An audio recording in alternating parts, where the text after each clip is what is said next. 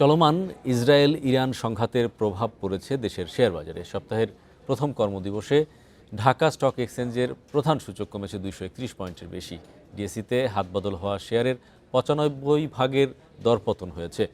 তবে আগের দিনের চেয়ে 72 কোটি টাকা বেড়ে লেনদেন ছাড়িয়েছে 531 কোটি টাকা। অন্যদিকে চট্টগ্রাম স্টক এক্সচেঞ্জের সার্বিক সূচক কমেছে 419 পয়েন্ট। রোববার দিনের শুরু থেকেই নেতিবাচক ছিল ঢাকা স্টক এক্সচেঞ্জ। লেনদেন শুরুর 10 মিনিটেই সূচক কমে 90 পয়েন্ট। বিকাশ পেমেন্টে 10,000 টাকার বেশি অফার। শপিং চলছে তো। বেলা বাড়ার সাথে সাথে কমতে থাকে সূচক। দিন শেষে ডিএসইএক্স সূচক 231.83 পয়েন্ট কমে অবস্থান করছে 5008 পয়েন্টে। সূচক কমলেও বেড়েছে লেনদেন।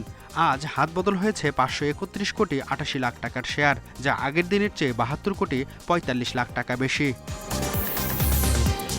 হাতবদলে অংশ নেওয়া 390টি কোম্পানি ও মিউচুয়াল ফান্ডের মধ্যে দর বেড়েছে মাত্র 10টির, কমেছে 371টির এবং অপরিবর্তিত রয়েছে 9টি প্রতিষ্ঠানের শেয়ার দর।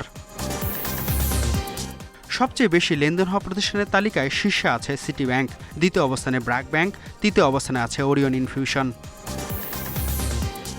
এদিকে শতাংশের দিক থেকে দরবৃদ্ধির তালিকায় প্রথমেই আছে প্রাইম টেক্সটাইল, দ্বিতীয় অবস্থানে ইন্টারন্যাশনাল লিজিং, তৃতীয় অবস্থানে আছে পিপলস লিজিং। অন্যদিকে চট্টগ্রাম স্টক এক্সচেঞ্জের সার্বিক সূচক 419.89 পয়েন্ট কমেছে। লেনদেন হয়েছে মোট 16 কোটি 37 লাখ টাকার শেয়ার।